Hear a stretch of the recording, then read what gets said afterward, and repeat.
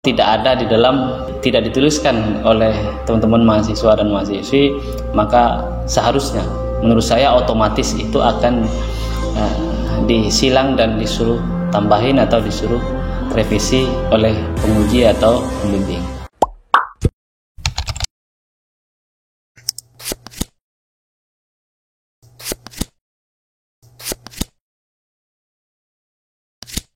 Teman-teman, saya akan ngobrol tentang bagaimana kita menuliskan latar belakang masalah di dalam penelitian, khususnya di skripsi bagi mahasiswa-mahasiswi yang sedang menyusun skripsi atau yang akan menyusun skripsi. Kenapa? Karena latar belakang itu menjadi awalan bagi pembimbing dan penguji untuk melihat kelayakan proposal skripsi kita, dan itu menentukan apakah kita akan berlanjut atau kita revisi. Nah, yang akan saya bicarakan itu adalah otomatis kalau tidak ada di dalam, tidak dituliskan oleh teman-teman mahasiswa dan mahasiswi, maka seharusnya menurut saya otomatis itu akan disilang dan disuruh tambahin atau disuruh revisi oleh penguji atau pembimbing. Yang pertama, saya akan ngobrol dulu apa secara keseluruhan yang ada di dalam latar belakang. Yang ada di dalam latar belakang itu adalah teman-teman harus menjawab mengapa masalah, topik, tema atau judul yang kita angkat di dalam proposal itu menarik. Mengapa menarik? Apa urgensinya? Penting nggak sih?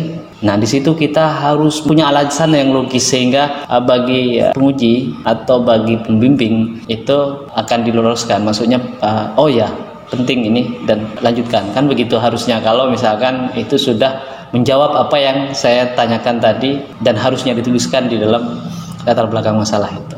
Oke, untuk menuju itu, untuk bisa menjawab yang tadi yang besar itu, maka teman-teman yang pertama yang harus dilakukan adalah mengumpulkan sebanyak-banyaknya referensi dan data-data tentang topik yang kita ingin tuliskan di latar belakang masalah, di proposal skripsi. Karena data-data itu menjadi pijakan kita awal. Tanpa data, kita tidak punya apa-apa. Jadi harus ada data awalan. Meskipun nanti data-data itu perlu lagi diverifikasi pada saat kita turun ke lapangan kalau sudah seminar proposal. Ini data-data awal, misalkan data-data awal kayak gimana? Orang yang pernah melakukan penelitian yang sama, itu maksudnya masalah yang sama. Tidak harus objek yang sama dalam artian bahwa di tempat yang sama, enggak. Masalah yang sama. Ini yang sering keliru-keliru. Jadi kita mencari data yang orang sudah menulis, baik di jurnal, di buku, di majalah, di koran, di televisi, yang jelas ya, maksudnya di koran online dan seterusnya, yang bisa kita kutip di situ, bisa hadirkan di situ, yang ngomong tentang masalah yang sama. Nah, di situ data-data awal.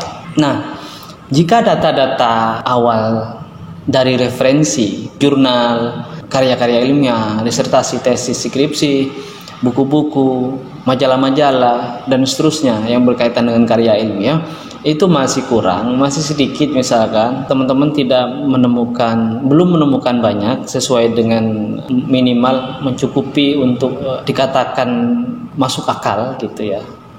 Jadi istilahnya kayak gini kan, saya mau cerita dulu nih, misalnya begini, orang mau mengeklaim, misalnya mengatakan, orang ini zaman Nabi ya, orang mau mengatakan bahwa si A itu berzina dengan si B, lawan jenis ya, itu kan minimal butuh 4 saksi yang melihat langsung.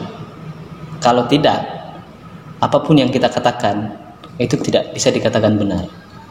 Ini hanya pada persoalan ada moralitas, apalagi karya ilmiah. Karya ilmiah itu mensyaratkan banyak hal, tidak terbatas, semakin banyak semakin bagus gitu. Analogi tadi itu hanya sekedar contoh saja. Untuk apa? Untuk nanti kita dari data itu akan kita memberi asumsi terhadap data. Jadi kalau itu tidak ada, kurang misalkan di karya-karya orang terdahulu yang mengangkat masalah yang sama atau objek yang sama, atau dari majalah juga sedikit, atau dari koran juga sedikit, atau dari sosial media dan seterusnya yang bisa diklaim sebagai kebenaran objektif, maksudnya tidak bisa dijadikan sebagai sandaran lah ya. Maka kita juga bisa datang langsung ke lokasi kalau penelitian lapangan. Maksudnya datang ke lokasi itu kita istilahnya ada observasi pendahuluan. Karena apa? Karena kita tidak puas terhadap apa yang kita baca dari orang lain. Maksud saya dari referensi-referensi yang ada, orang yang pernah menulis objek atau masalah yang sama dengan yang kita teliti. Maka kita datang ke lokasi, kemudian kita melakukan observasi, bertanya-tanya seputar apa yang akan kita angkat itu.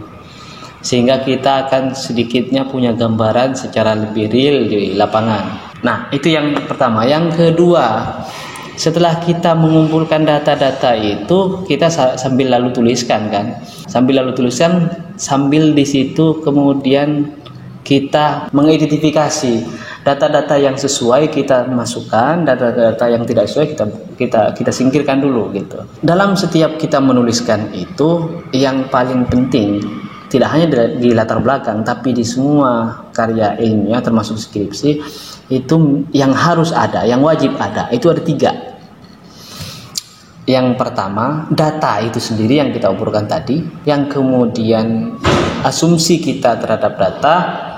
Yang ketiga adalah referensi. Jadi seperti yang saya katakan di awal itu, setiap kita menuliskan ada datanya. Data itu bisa data lapangan langsung yang aktual, kemudian kita beri asumsi. Kemudian ada landasan referensi orang yang pernah menuliskan yang sama sebelumnya. Meskipun ini bisa dikatakan data juga, referensi itu. Tapi data untuk menguatkan bahwa sebelumnya sudah ada loh. Iya, dia mengatakan yang sama dengan apa yang saya katakan. Kan gitu. Tentang fakta ini. Misalnya fakta, asumsi, dan referensi. Ketiganya ini kalau kita menuliskan, itu harus ada. Bisa kita ngomong dulu tentang fakta. Atau bisa ngomong dulu kita tentang asumsi. Asumsi itu kan bisa sangat panjang ya terhadap sesuatu. Baru nanti ada referensi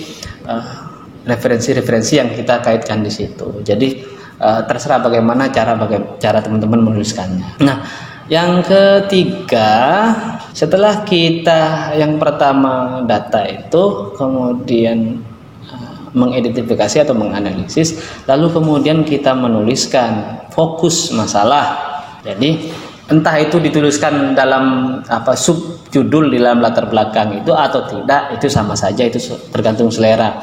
Tuliskan fokus masalahnya apa.